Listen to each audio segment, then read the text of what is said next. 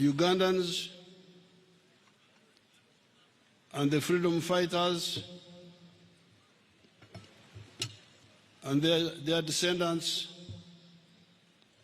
on this 45th anniversary of Tarehe Sita. Congratulations. As some people said,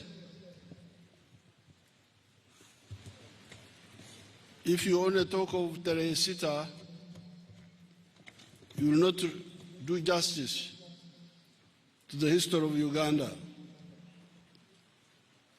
Before I came here, I unveiled a monument of the people who were executed nearby here by Idi Amin on the 10th of February, 1973. Those who were executed here were three: Mzee Joseph Butwari, Karambuzi, and a young man called David Kanjire. This was the earlier phase of the resistance of the people of Uganda. So Tarehe Sita is 10 years after, almost 10 years after the events of here. As Major Matsuko was telling you, the three people who were executed here in Kabale, we had others who were executed in Mbarara, Karhanga, Fort Poto, and Kasoro, Kabale, Kampala. They shot a robber whom they thought was a freedom fighter. In Jinja, Idi Amin executed in Tare and Nkoko. In Mbare, he executed Namirundu. Namirundu was with us. The young boy of 17 years old was with us. But the other man, Masaba, was a former army officer, but he was not with us. Then in Gulu, they executed Labeja and Obona, who were with us. So when you talk of Tarehe Sita, you should not forget that there were earlier struggles before that which actually fed the Tarehe Sita. Because the people who took part in Tarehe Sita had been trained by the 28, whom we trained in Mozambique, and who came and trained a bigger number in Tanzania, and then a bigger number in Uganda. So the whole struggle of the people of Uganda should be narrated in a connected way. I have not read the literature to know how you have written it, but I wrote about it in the books. As Major General Matsuko said, it is now. I want to thank and congratulate the people of Uganda for the recent elections which we had. And I thank you, all the Ugandans and the people of Kigezi, for voting massively for the NRM.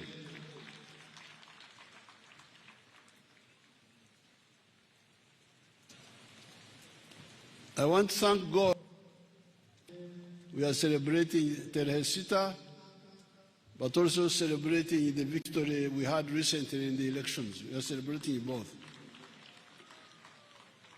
Now, I started coming to Kabale in 1964, when we came to play cricket with Butobere. Then I came to Kabare in the resistance against Idi Amin. When I came to see Karambuzi and Butwari, the ones who were killed after some months. Then in 1979-80, we were coming here with Mama to see Mhozi, the general, when he was in Kampala parents. Kabare Preparatory. They had a school here. We were coming to see Mhozi there. Then afterwards we came to fight. So I want to thank God that Kabare has played a role in my life for a long time. And now I am here in a happy setting. I want to thank God for that. I want to salute the UPDF and the other security forces for the robust security they gave during the recent elections. They did a very good job. It is true that there were groups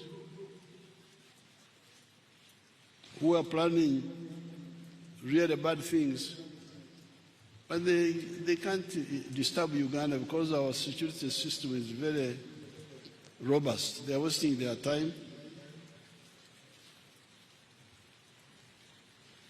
And I salute the APDF for quickly neutralizing those troublemakers. Now, this area of Uganda is very rich, and you are going to get richer if you listen to our advice. The economy of Uganda is growing very fast. We are now a lower middle income country, but we are targeted to become a high middle income country in a few years, and we have the capacity. Here in Kabare, in Chijezi, you will have a very strong economy around the following activities. Number one, tourism.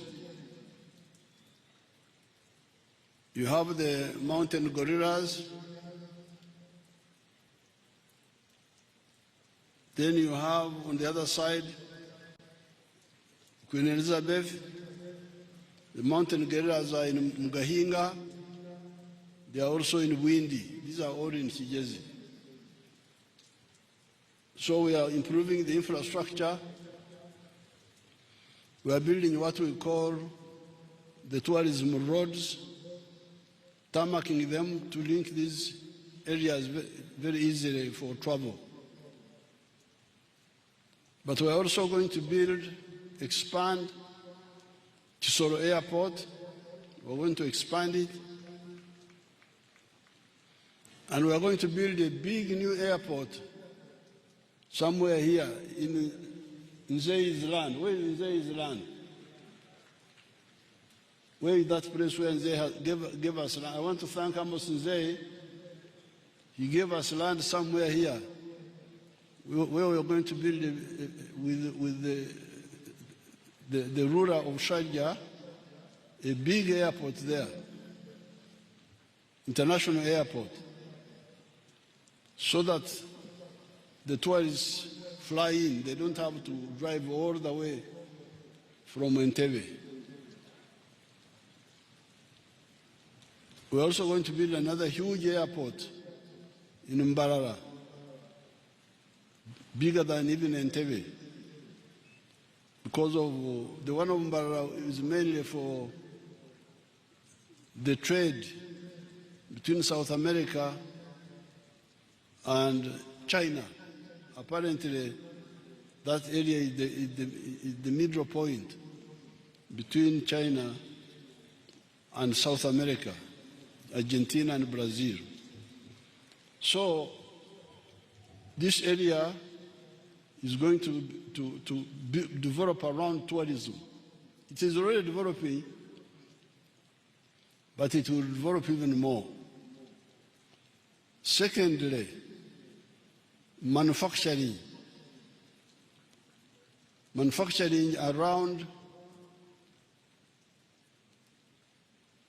No, but before I go to manufacturing, let me talk about commercial agriculture.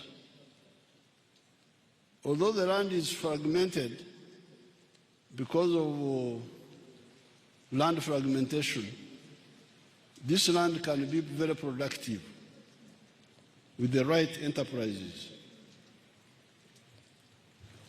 But we need to add two things.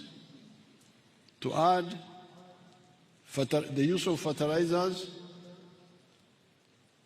and the use of irrigation. Because I stopped on the way here coming, and I saw some people growing some few things there, but they don't use fertilizers. They also don't use irrigation.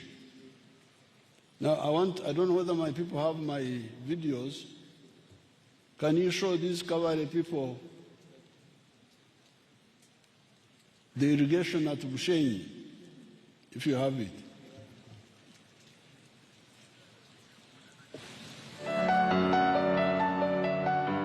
This is where our model plantation is.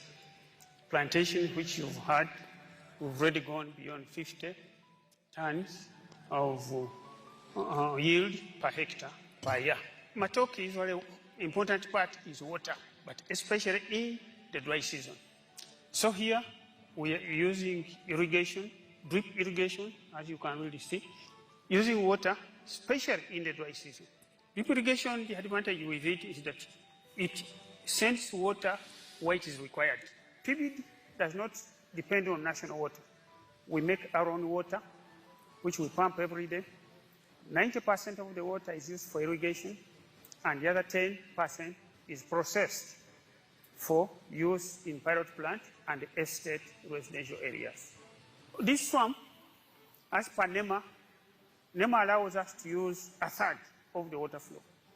But in the dry season, we even just use 12% of the water flow. So there is still enough water which we can pump. We've already finished the feasibility study to distribute the same irrigation water to the farmers, mainly along the water pipeline. So the structures you are seeing here are mainly to do primary filtration of the water. You have seen the color of the water through that aeration. It's our water in the western region is full of iron. So we always reduce the iron content by passing it through the air. Each of these pumps 40 cubic meters per hour, and it has a lift height of 140 meters. That's why we are pumping it 110 meters from here. Where we are standing is 110 meters below the reservoir where it is being pumped. You see these ready tanks? Those ready tanks are full of sand. To, again, continue the filtration of the water. We are using drip system, which uses very, very fine water. We should not be having any floating particles to block the system. Many people, when they hear His Excellency talking about 53 tons, people wonder if that's possible or not. You'll be able to see the size of the branches, the plantation, how it looks like, and how it is irrigated. Each of these plants loses about 20 liters every day through evaporation. So, in other words, you have to replace 20 liters of water for the plant every day. Then we also maintain our... You can hear the science.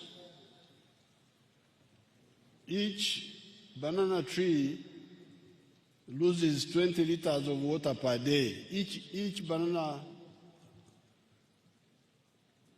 plant loses 20 liters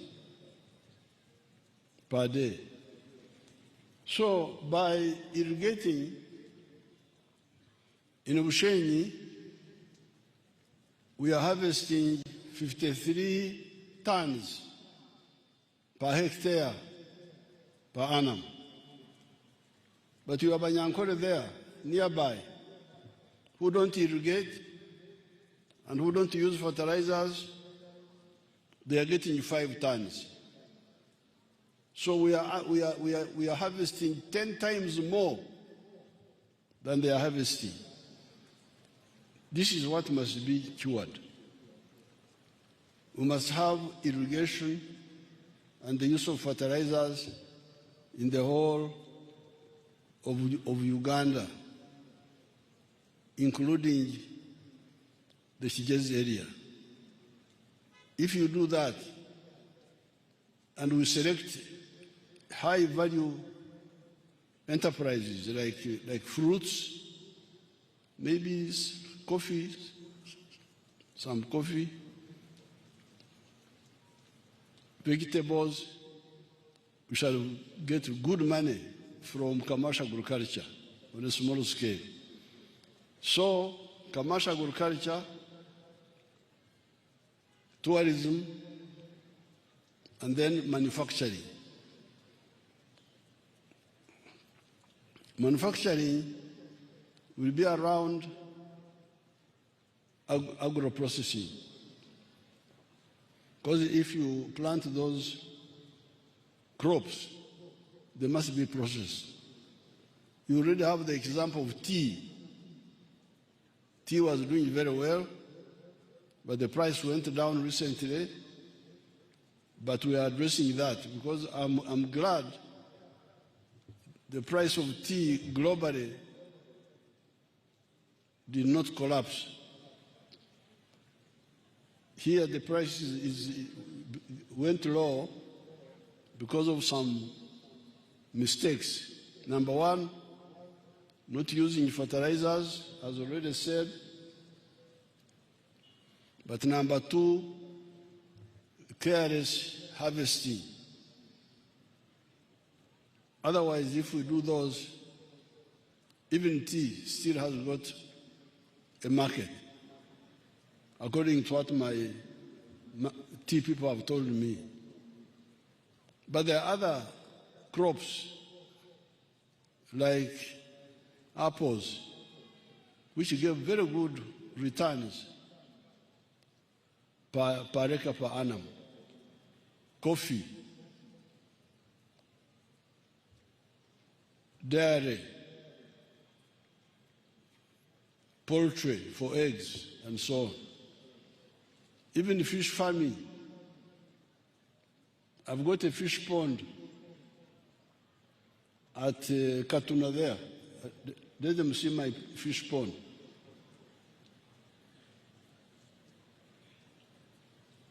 If you don't have the one of Katuna, show them the one you have.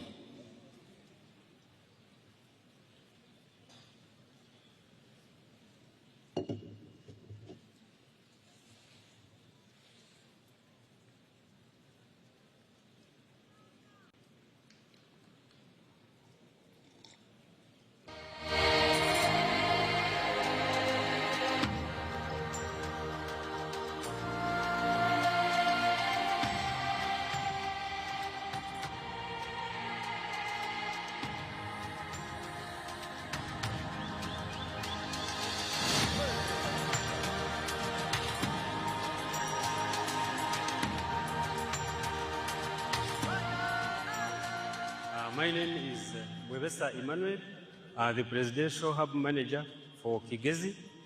Right now, we are at Kigezi Presidential Industrial Hub.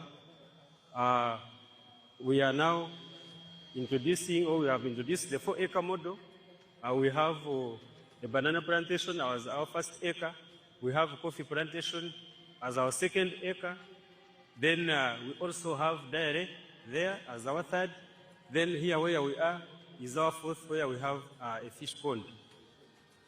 You're most welcome to Chige's presentation that you have. Here, our fish pond, the size is 20 meters by 50 meters, and the capacity we can stock is 10,000 fish. Then the cost of making this pond, as you can see, we used an excavator and a bulldozer, which all cost 26 million. And then the fish, each is 500 shillings.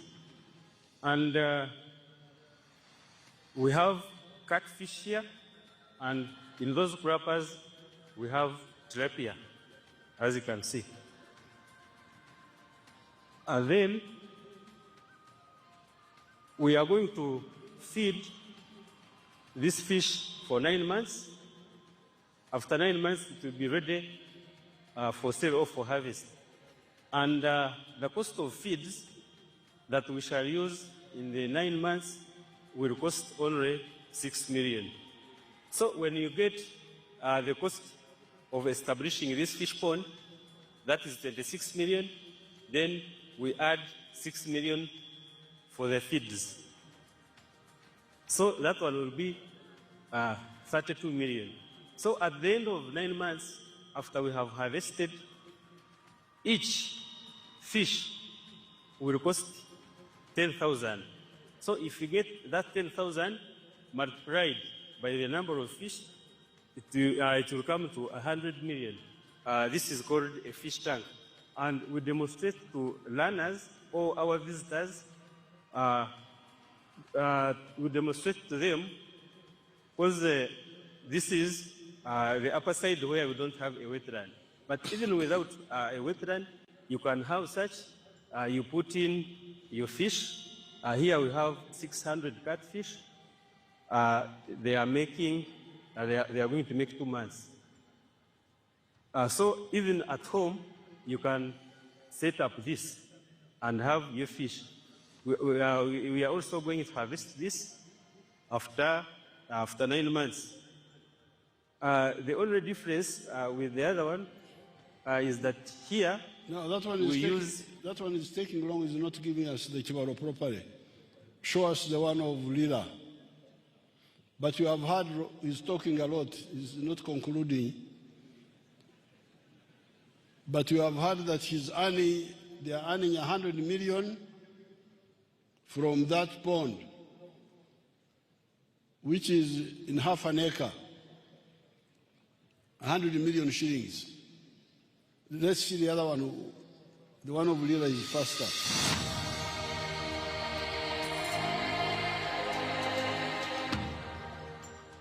My name is Dr. Maurice Uchien. I am a commissioner by appointment, deployed at State House, and I've been assigned by the President to execute the 4-acre model. And I've put them so far in 10 regional zones in the country. Now, the 4-acre model is an idea conceived by the President to guide our farmers on how to utilize their small acreages of land so that they can earn more money through intensive farming. And here we are talking about enterprises that have good yields and high income for the household. So we have the fish farming, which is one of the enterprises that can be done near the water without interfering with wetland and tampering with water flow. Then we have the zero grazing unit. On the other side, we have the coffee, we have the banana, and also a household needs food crops as 1 acre plus fruits. So this idea of the 4-acre model is to support income for the household.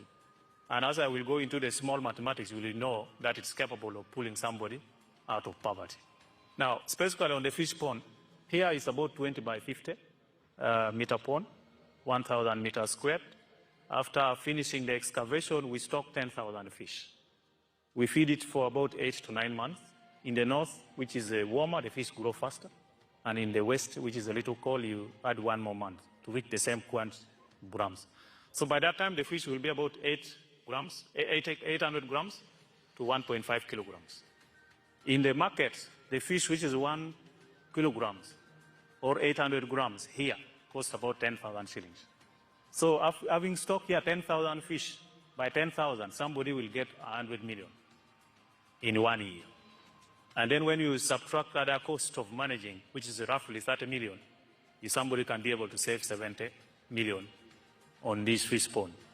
And this size, we can put 2 of them in 1 acre. So meaning in this particular acre, somebody should be able to get around 140 million shillings. So you can hear the calculation. It is the same, but the other one was not concluding. The calculation is that a fish pond of 20 meters by 50, which will be in half an acre, will give you 100 million shillings a year. If you deduct costs, you remain with 70 million. And this is in half an acre. So if you have 2 of them in an acre, you will get 140 million net. This is what I want the people of Kigezi to look at. In agriculture, the enterprises that use a small area but have got a higher return. Fish farming in the lowlands, in the highlands, some selected enterprises, but using fertilizer and irrigation. Now, then what you do in agriculture will influence what happens with the manufacturing.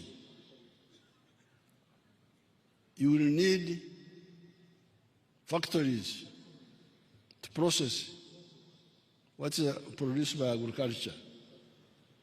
But in the case of the Kigezi area, we also have minerals. The best minerals in the whole world, the best iron ore of Tare in the whole world is here in Kigezi. In Rwanda, Muko, in Butogota, on the other side, we have the iron ore of the hematite class. This is the best in the whole world. There's no other iron ore which is better than this one. That's why we have attracted investors who are going to build one factory here, and I need land quickly. I don't need stories. I told these people the land I need. I don't want game stories. I want land in the Rwanda area. I don't remember the acres that we need, but I have told those who are involved to put there one factory which will upgrade the iron ore on the surface, which people throw away, upgrade it to 62%. Then we had to put the other factory in Tororo. Why? Because iron ore alone cannot make steel. You need coal and other things to come from, which come from outside. And other infrastructure like the railway and so on. So that's why one of the factories will have to be in Tororo. But here, there will be the factory of the upgrading, and then the factory, the work of the mining. The work of the mining. So abachigani bashaba munda kukizeho mureke abantu banje beje batimbe obutare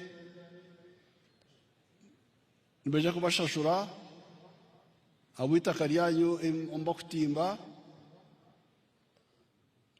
itaka neryawe aha mutwe konka obutare no government konko ino ko ne musheyana iwe abebiragiro bene mwaho urukumanya biragiro aje ashoborere kasheya karumu. So therefore part of the manufacturing will deal with the issue of steel. Uganda will be a big steel producer in the world because we have got very good iron ore. We have got more than 500 million tons.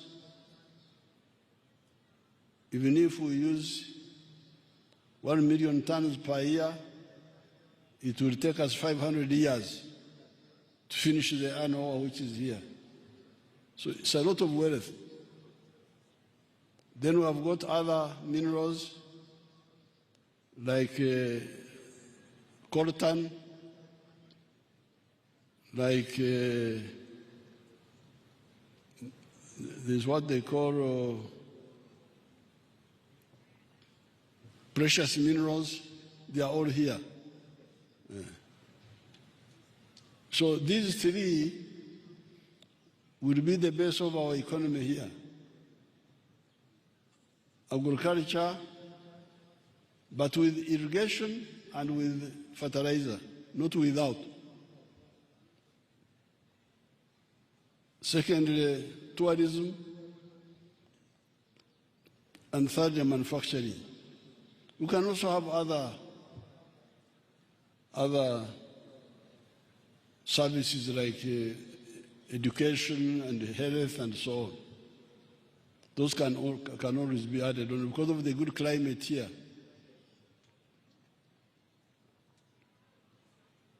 And also ICT, those can be added on. Ekiraba ningamba omujungu obugaiga bwaha n'ubw'amaani ate nimuseera ekyanga kiitu akumuri kwihamu nikakye mbasa kwihamu kiri kukiraho kuri kutandika n'okuhinga n'okuriisa okuhinga n'okuriisa mutakukozesa rwezo mutakukozesa kushikyerera okwo n'okushiisha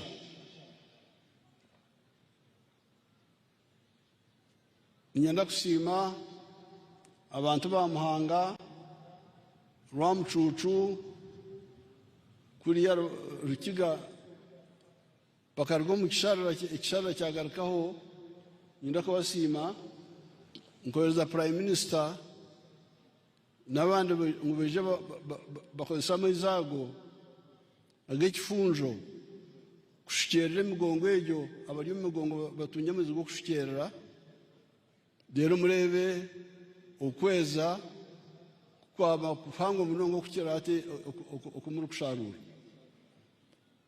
nayoreka urutoke rwanjye rwa Bushenyi urutwahere Dr. Muranga umunyasayansi urutoke rwo natema tani 5 umuhekteya nakiza abanyankore bariya abamuherereye emirundi 10 ukweza ebitoki rero hariho ibyenyanja hakatuna abantu banje bariyo nibashora amasente umuhike emwe nibasa kwiha miliyoni 180 baza kwiyahoze bakukozesa mbere n'urubaju rumwe urumukwasa kugira etasiyo y'amani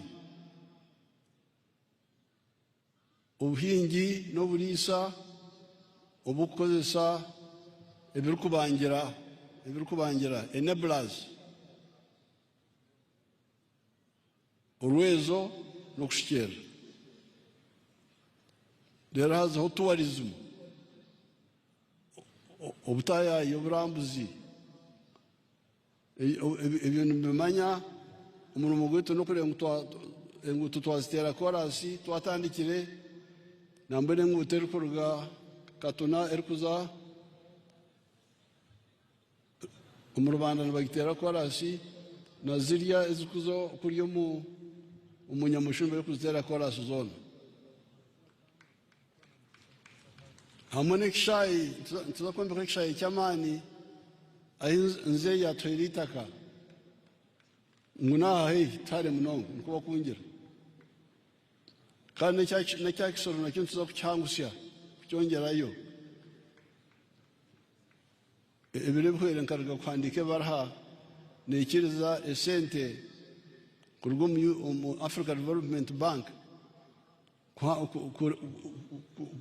kurayisya ekishaayi ekya Kisoro kukyongerayo oburengwa n'okukiteera kutaho korasi aha runaway. So amahega ago ashatu obuhinyi n'oburiisa oburimu okushukyerera n'okukozesa orwezo ebyoburambuzi hamwe n'amakorero. Amakorero okukira munonga n'obutare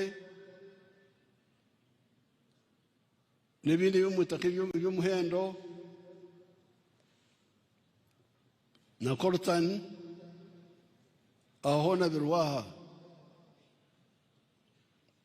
nabo ekicweka kyaitu eki nikiija kutunguuka okukira hati okukiri nayemerera hariya hari kushuma abantu babahingira otucooro aho ntotucooro oturimu ihamuki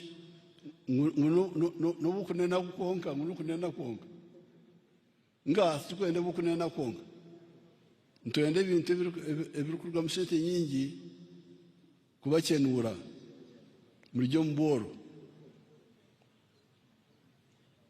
I congratulate everybody and I thank you for having voted for the NRM. I congratulate all the freedom fighters, and as you can see, Uganda is doing very well in many of the sectors. The people who have been left behind, we are also going to pay a lot of attention to them. You have seen how PDM has helped. We are going to enhance it and also spend more money in the towns. Towns have got many people. They need more money for the ghetto children so that they get capital to start with. I thank you and I wish you good luck. Thank you very much.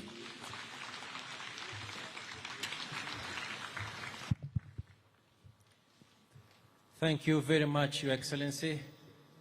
A very big round of applause for our chief guest. He is a teacher and is always educating Ugandans on how to get out of poverty, on how to lead a more prosperous life. Thank you very much. Your Excellency, as you assume your seat, we are at the tail end of the program. The next item will be a presentation or award of honors, and this event will be headed by the Master of Ceremonies of the Chancery, Brigadier General Richard Karemire. Brigadier Karemire, you are welcome to the podium to take us through the award of honors on this occasion of the 45th Tarehe Sita here at NDC Kabale.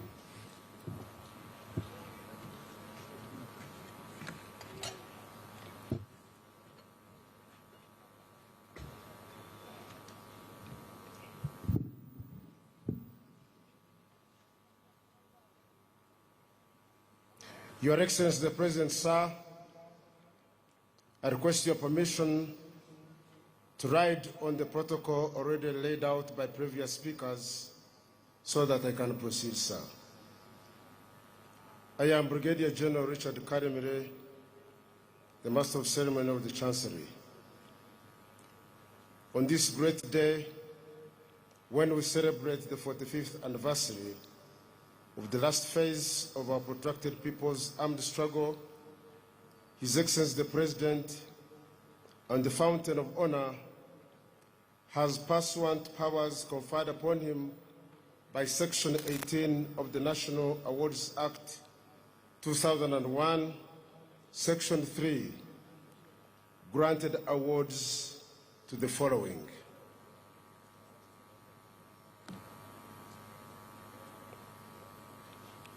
One,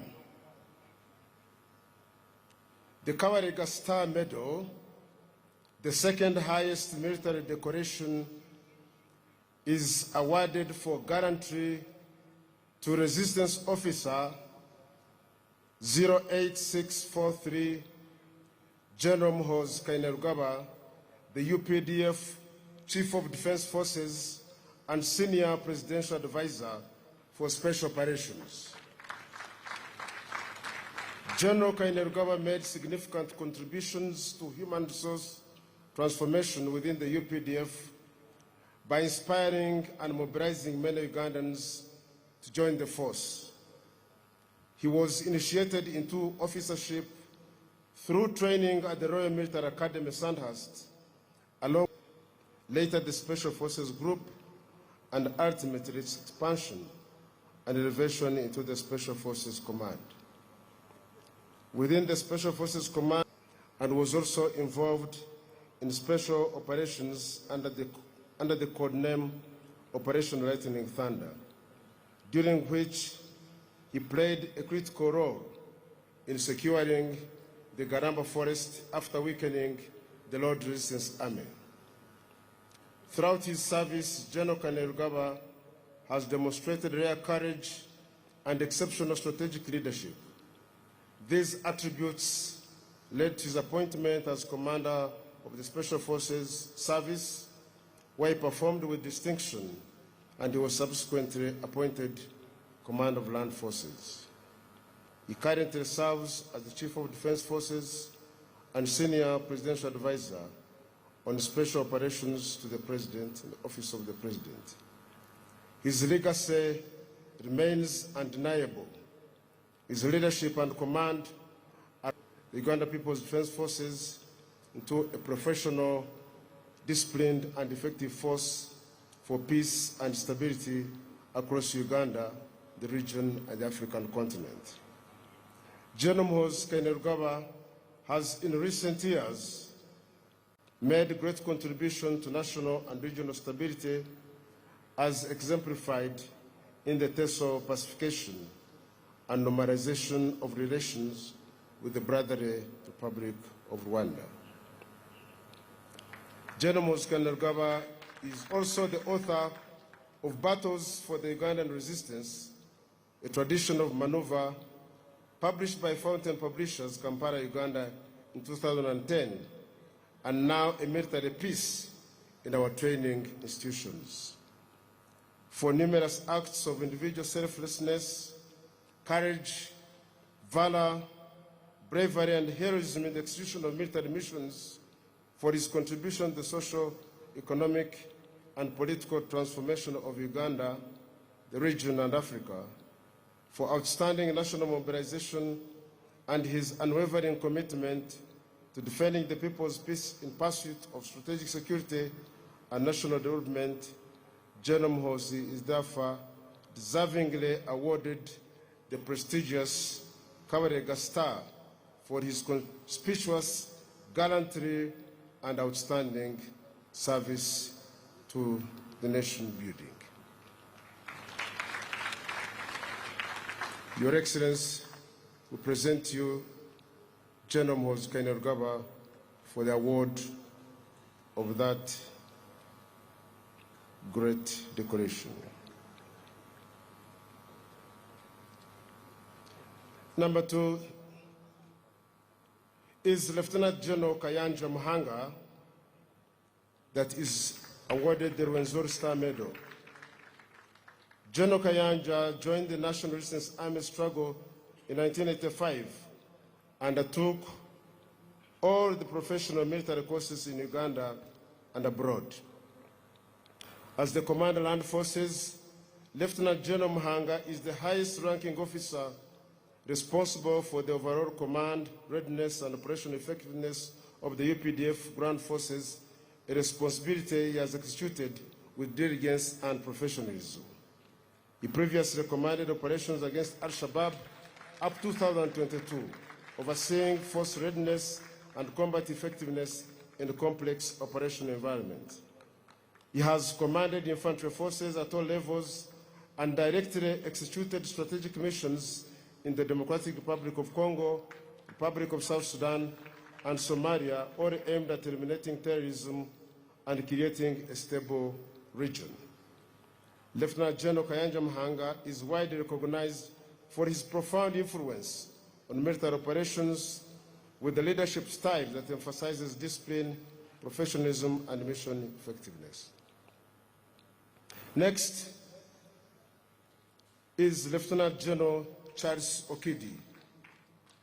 Lieutenant General Charles Okidi, the commander of the Uganda People's Defense Forces Air Force since 2022, is a highly distinguished professional aviator whose flying career spans more than 3 uninterrupted decades.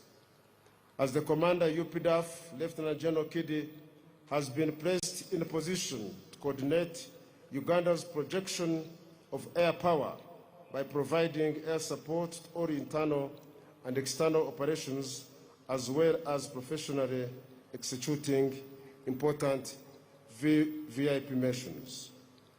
Throughout all these operations, Lieutenant General Okidi has demonstrated exceptional bravery, gallantry, and heroic action against armed enemies in service of his country, the region, and the African continent.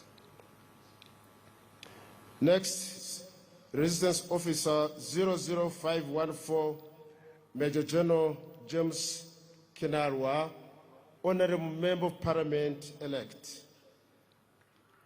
General James Kinarwa, the Joint Chief of Human Resource Management of the Uganda People's Defense Forces, has been in this office from 2023 to date. Compared by the prevailing security of the time, he joined the People's Protracted Struggle in April 1982 at Kitema Masanga in Semuto. He undertook all professional military courses in the country and abroad that gave him tools to serve in various senior staff and command positions. On numerous occasions, while serving as a commandant, he provided exemplary leadership in command, training, administration, and welfare of both personnel and institutions under his charge. Through his exceptional ability, personal initiative, and total dedication to duty, Major General James Kinarwa has consistently reflected great credit upon himself and upheld the highest traditions of the Uganda People's Defense Forces.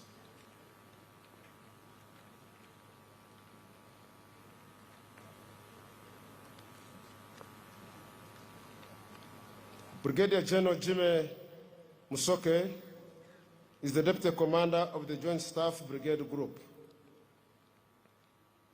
He joined the People's Protracted Struggle on 15th May 1983 at Kiwanguzi in the Wero District.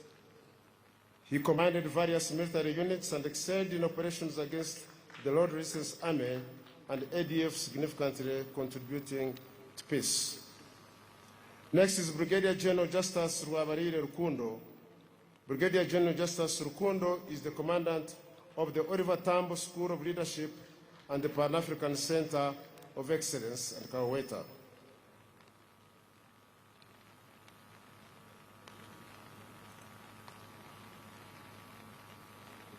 Next is Colonel retired Samson Mande. His early commitment to liberation efforts saw him serve as a volunteer scout with the Task Force Division of the Tanzania People's Defense Forces under Major General Silas Mayonga during the 1979 war. He actively participated in and fought, commanded numerous battles under the National Resistance Army and later the Uganda People's Defense Forces, where he distinguished himself through exceptional gallantry and leadership. He was among the renowned 41 patriots who launched the liberation struggle armed with only 27 guns. Colonel Samson Mande attended military courses that built his professionalism and later prepared him to be the first commandant of the Junior Staff College. And later he served in a foreign mission, and later while living abroad acquired vast international experience that can be applied towards national development.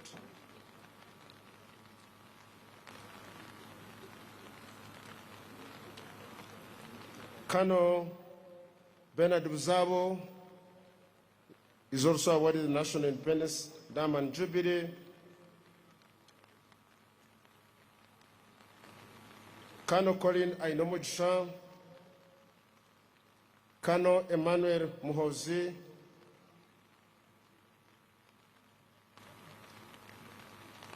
Colonel Francis Ndiabugwamu, Colonel Chris Seryange Damurira, who is the Director of Intelligence in the Special Forces Command. Colonel Damurira is a passionate and committed officer who has consistently fought against corruption, subversive tendencies, and institutional irregularities, ensuring command and staff hygiene at strategic, operational, and tactical levels. His efforts have safeguarded institutional resources and addressed numerous investigations, including those involving siphoning of funds, logistics, document forgery, impersonation, and terrorism. Next recipient is Lieutenant Colonel Robert Kamuntu, followed by Lieutenant Colonel Simon Tungura, followed by Lieutenant Colonel Godfrey Barugahare Katebuchi,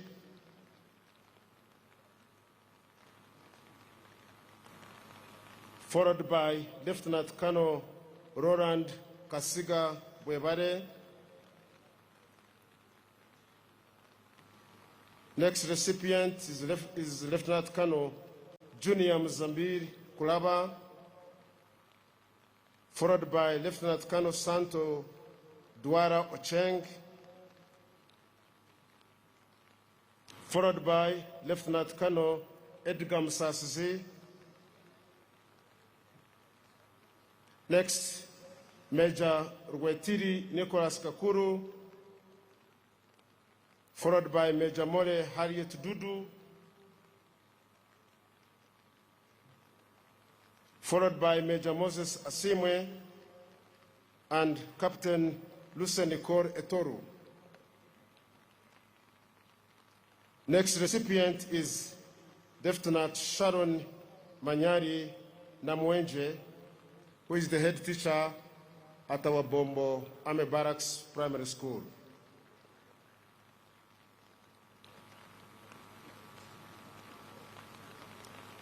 Next recipient is Warrant Officer Yawe Jime, followed by Corporal Achiro Marasto Rehema and Mr. Wembawazi Robert. The Dam Medal is awarded posthumously to Resistance Officer 165, Junior Officer 2, Charles Tunamasco. Late Charles Tunamasco joined the Liberation Forces in 1979 in Isingiro and later actively participated in the climax of the People's Protracted Struggle in 1981 against the dictatorship in Uganda. Tragically, he was killed in 1985 during the advance that led to the takeover on 25th January 1986. Her daughter is here to receive the medal in his absence.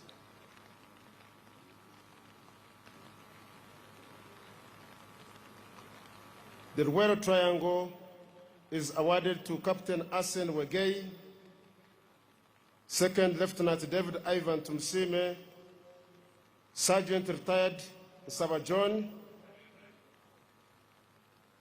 and the National Independence Diamond Jubilee is awarded to the following prisons officers. Mr. Mukonde de Gracias, the Superintendent of Prisons. Assistant Superintendent of Prisons, Mr. Opira Martin. Mr. Mahanj Oyera. Mr. Opio Patrick is the Principal Officer. Mr. Tsasi William, the Chief Warder. And from the police, the National Independence Diamond Jubilee is awarded to Corporal Opale Isaac, and posthumous award is extended to Businge Ronald. The late PC Businge Ronald was passed on following an attack by suspected ADF rebels who stabbed him with machetes, pangas, while he was deployed at the traffic checkpoint in Ruero. He is recognized for his sacrifice to his motherland. Long Service Medal is awarded to Olira Justin, to Apolot Annette, Tude Tito, Augustus, and Musime Milton. We extend our deepest congratulations to all those awarded today and also encourage them to wear these medals on such national functions. The media will be provided the opportunity to produce in detail citations of all the comrades who have been mentioned, but their citations not given in full. I wish to thank the Honorable Minister for the Presidency, the Chair of the Presidential Awards Committee, and the staff at the Chancery for organizing this short ceremony. I submit, Your Excellency, and thank you very much.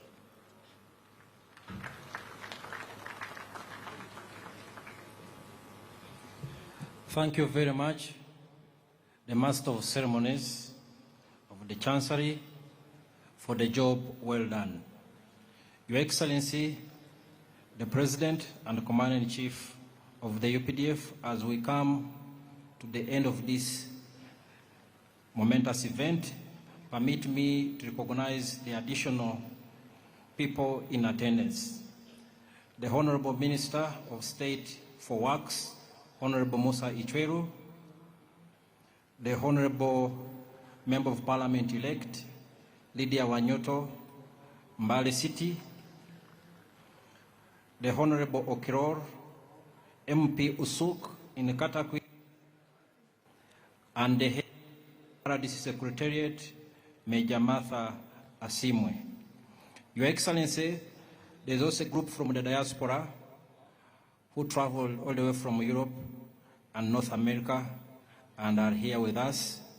They are Timothy Senyonga, the team leader, Mr. Ronald Luanga, Mr. John Agaba, Asha Kasule, Brian Coker, Rosette Mwesije, Titus Seruga, Lilian Nachambade, Juliet Kahakani, and Mr. Kwame Ruyondo. Your Excellency, we are almost there, but I request you to permit me to invite at least two groups to give us quick entertainment. One is the Mtoto wa Jeshi, who will come here and present a Tarehe Sita song, and the Chahi group from Kisoro.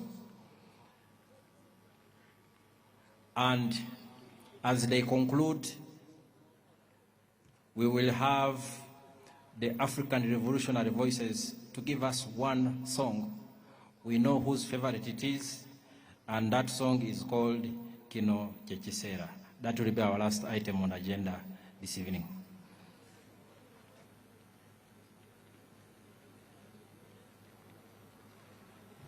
We don't have much time. Miss Leah mtoto wa jeshi, a daughter of Warrant Officer 1 Edith of UPDF.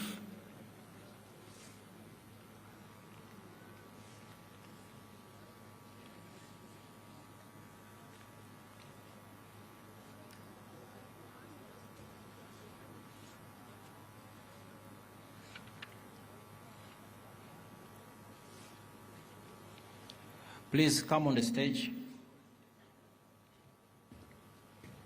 Miss Leah and the Chahi group from Soro, please come closer and be on standby. Thank you so much, Your Excellency and Mama. I'm Captain Dan Bashisha. I lead this African Revolutionary Voices and I work in internal security organization. Chino Chechera Mzee, your favorite. Leah.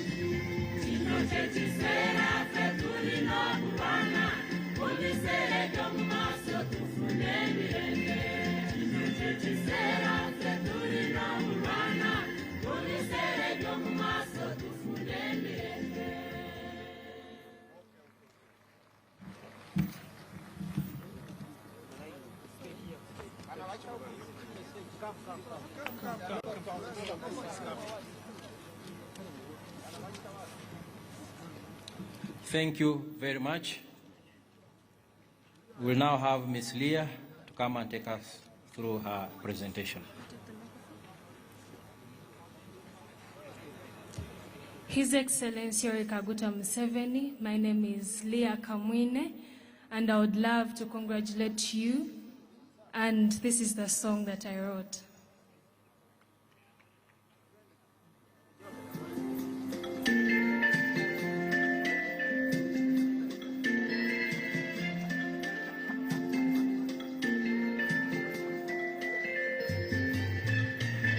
We celebrate Tarehe Sita, the fight for freedom. We celebrate Tarehe Sita.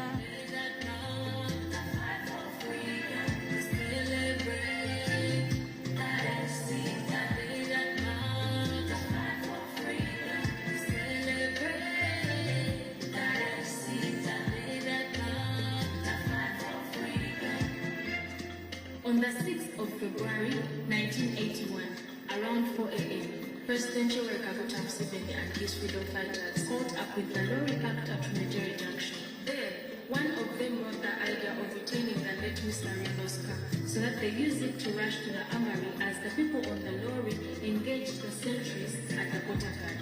The plan was to attack at 8 a.m.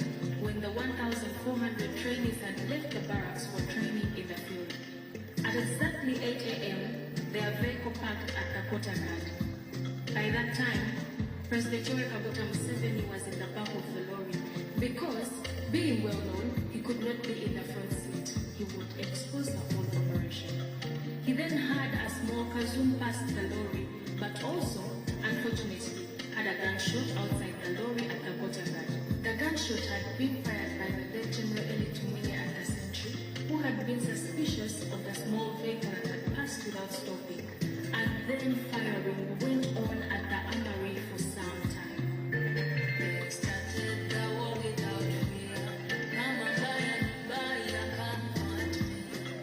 Regardless of their number, we only 27. They started the war.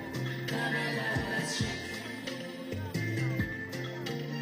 We celebrate Tarehe Sita, that love, the fight for freedom. We celebrate Tarehe Sita, that love, the fight for freedom. We celebrate.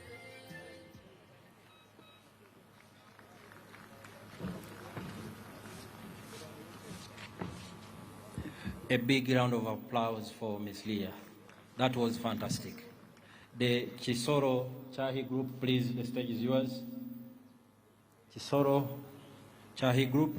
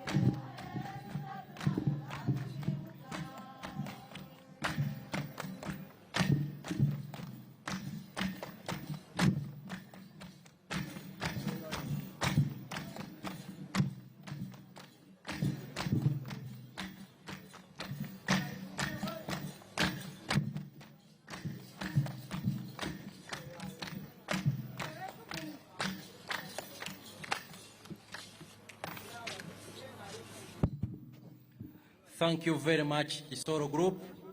That has been outstanding. Thank you very much.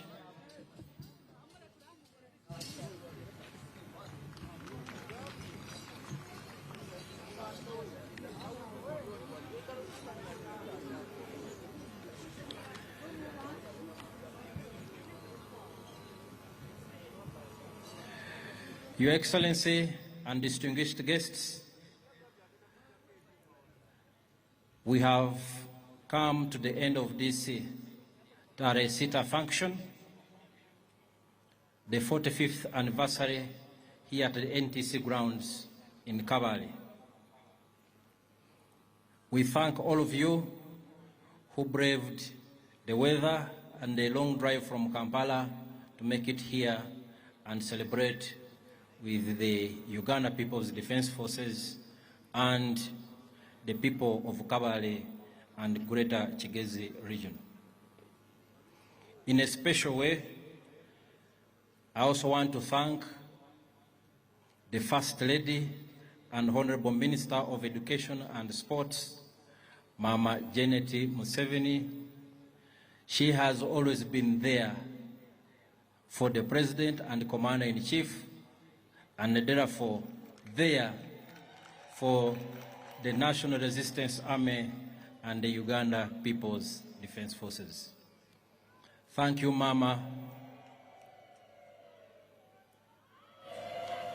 She's always, every time,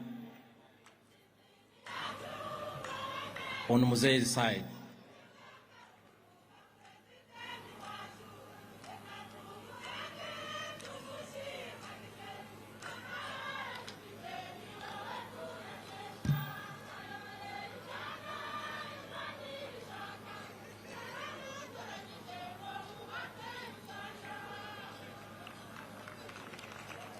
Thank you very much, the Chisoro Group.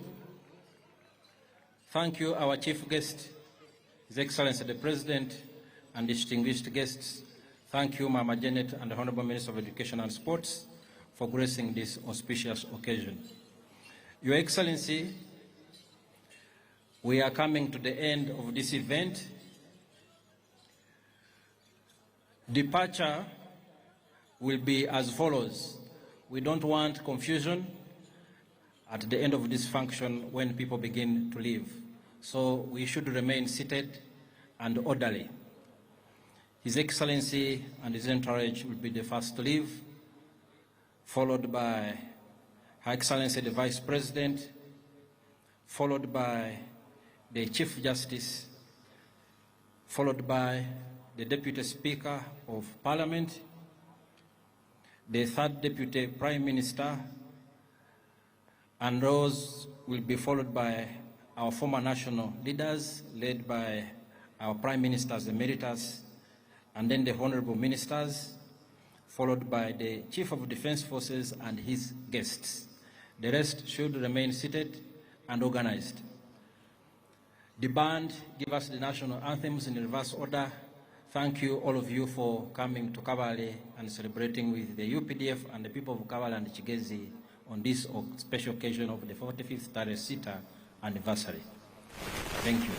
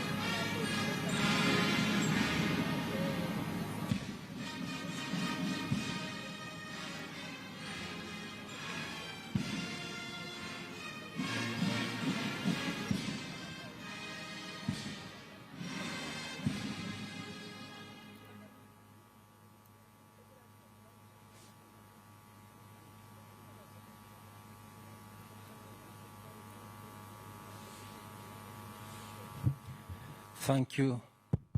Thank you very much. The band.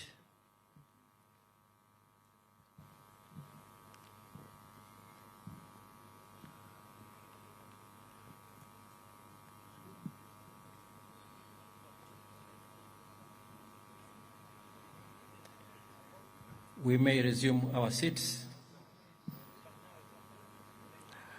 And our DJ, there was a group called the Kajuguta group. Are they still here? This is a chance for you to give these very honorable guests some entertainment.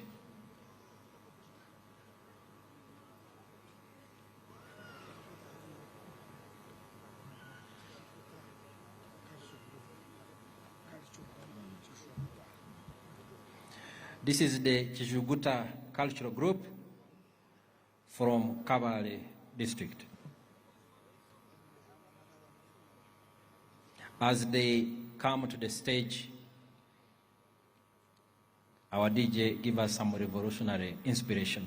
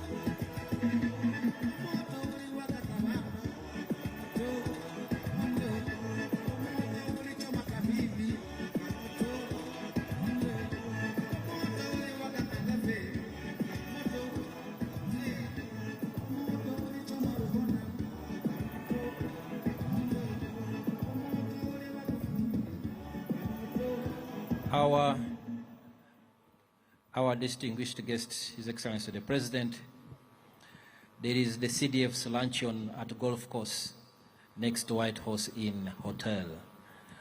We've been here a long day. There is food and refreshments waiting for you after here. So let's converge at the golf course near White Horse Inn Hotel. The Chijuguta group, this was your chance. You should have been on the stage by now.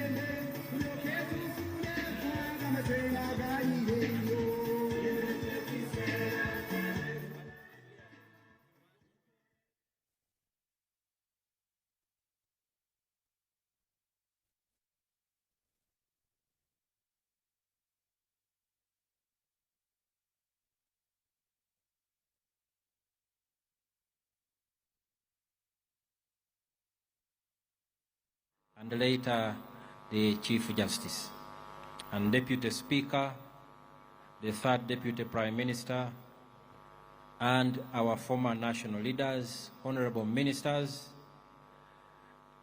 the CDF and his guests, senior generals of UPDF, in that order. We have lunch, like I've earlier said. The VVIP will have their lunch at Golf Course near White Horse Inn, and those are